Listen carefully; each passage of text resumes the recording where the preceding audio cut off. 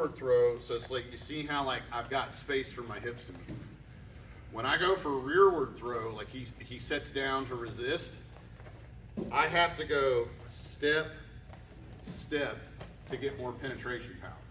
So the mistake that a lot of you guys are making is that your base is like this, and you're trying to chase that Ouchi with your feet too far apart, and you have no driving power. So it's like, you'll hear me say step, step, step, step.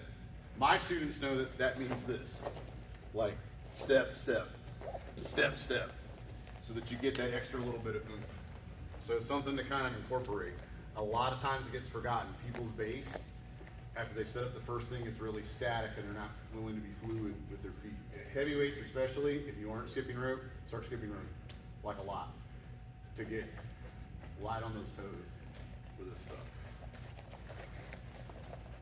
All right, so we are now going to change directions. So we've done some Koshi, Asiwaza hybrid stuff, okay? So we're going to do some Teiwaza things, especially because it's like I want to address one of the ways that Sambo is different is all that classic judo where grabbing at the legs was allowed pre-2010, we still have. We still use it, okay? And especially if you get in with some of those Middle Asian countries, they are experts at kata Guruma, and it's many variations, okay? So, but still kind of going off a stiff arm, all right? There's different ways I can do this. He leads with this leg, even though that's his stiff arm. It's kind of weird, but that's how he does it. Okay. Other people, the stiff arm is ipsilateral to their lead leg. Okay. But either way, I'm attacking the lead leg for this technique, and I've got to clear this stiff arm. So still kind of coming here, weaving, but now I'm grabbing for this arm to pull through. And I want this position. Okay.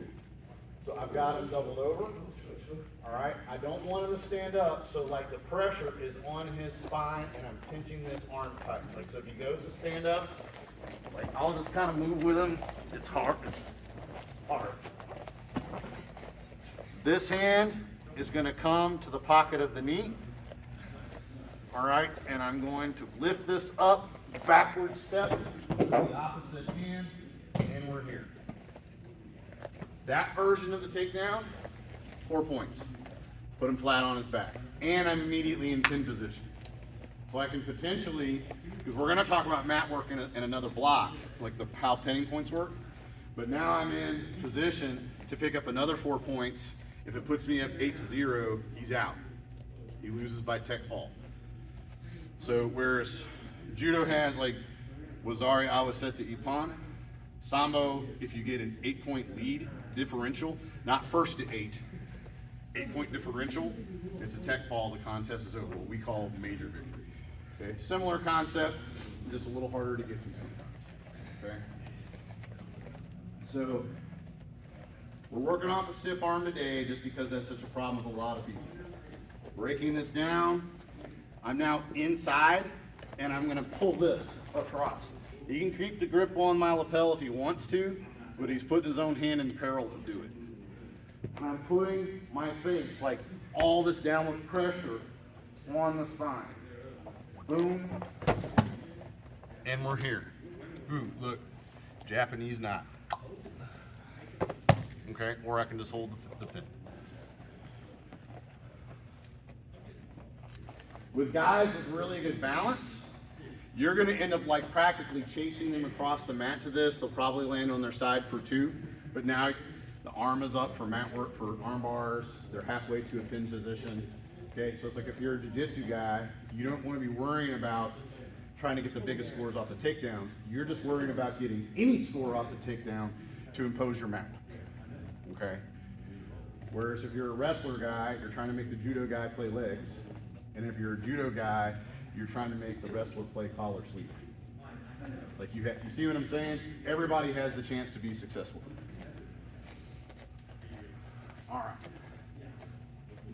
Boom. Tricep. Pull through. Grab. This lifts. You see half moon step back, and then I steer. That was total victory. So this is a variation of a currently Not allowed in competition judo, sort of called Tegaruma. True Tegaruma, they go up and down. This is a variation that's more friendly to lower weights. It's not as like strength intensity. Okay, it's just the angle. The Tegaruma means hand wheel. So it's like, and you see that. It's my hand, and I'm doing a big steering wheel. Okay? Whatever the Russian is translates, they call this fire extinguisher in the old country. Because apparently that's how, like, fire extinguishers were gravity fed, so you turned it like this to put out the fire. And my coach was trying to explain it to me, but I'm like, let's just call it Tegaruma if that's what most people know. Boom.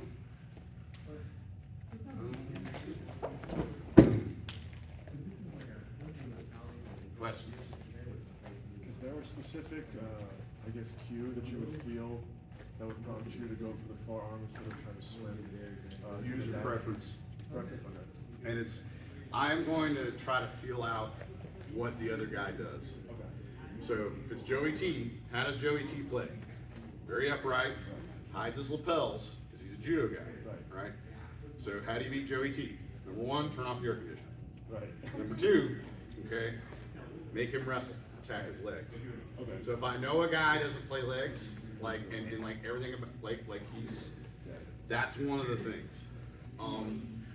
There's like one of the ways that I will kind of give the guy this pathway, and I'll leave this arm out so that he goes for Seonagi and puts that leg right, is one of the ways that I'll hit it. It depends on what you're good at, what is your skill set, okay? So when wrestlers transition to Sambo, the scariest thing for them is the jacket, okay? So they want to shoot outside of arm's reach, and like once we realize they wrestle, we're like, okay, we're gonna either grip them up, or we're gonna make them back their shots farther and farther out, and we're just gonna sprawl on them and start going for leg locks, right? So what I have to teach wrestlers is how to impose their wrestling on the jacket. One, don't be afraid of them grabbing you, because if they're close enough to grab you, you're close enough to grab them. And two, you can use this to force them to have to wrestle you in the pocket, right? So like another way that I'll show this is like if we're lining up and we're getting ready to grip fight, that's wrestling. And now I've got all this. Like if he tries to scoot away and nope, you've got to fight, right? And so I can use this to impose all of that. I pick on Alex. Alex knows me, it's okay. I can use the grips to impose all of that. So it's just, and you're gonna have stylists that their Sambo is more wrestling informed, maybe more they're Greco-Roman guys, that happens a lot.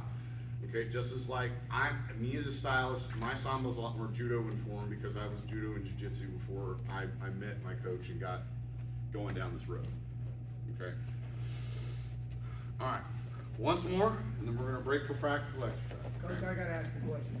I'll wait till after this community. Beautiful scenario, good for everybody. So judo, if you right grip, you're gonna be right foot. But if I go to a jiu-jitsu tournament, I'm gonna go to a wrestler base, opposite foot, prevent my takedown.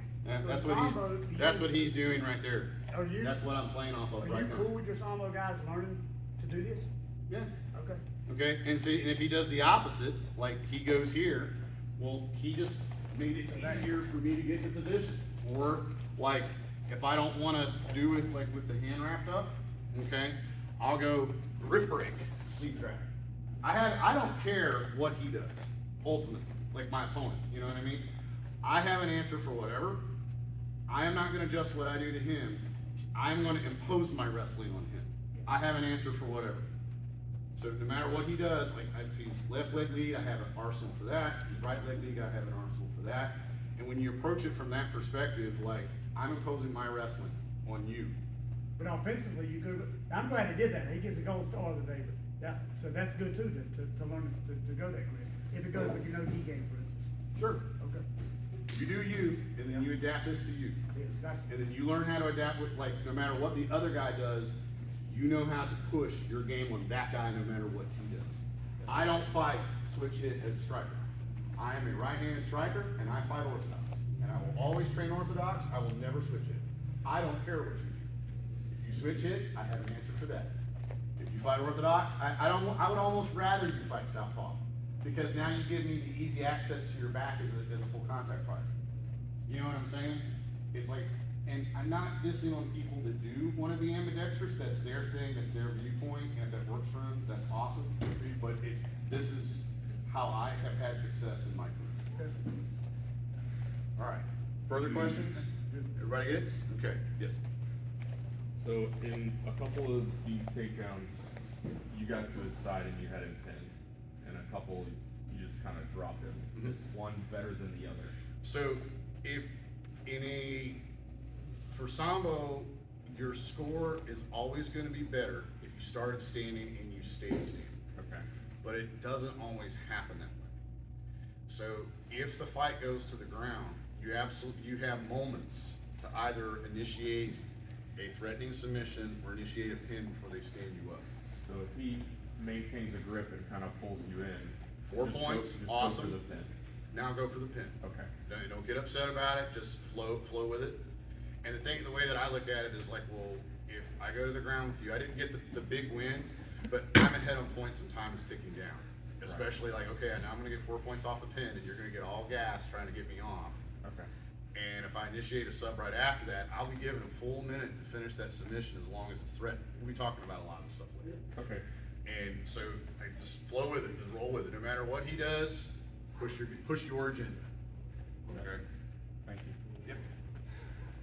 Everybody good? All right, let's work this. If you got questions, I'm floating around. Ready?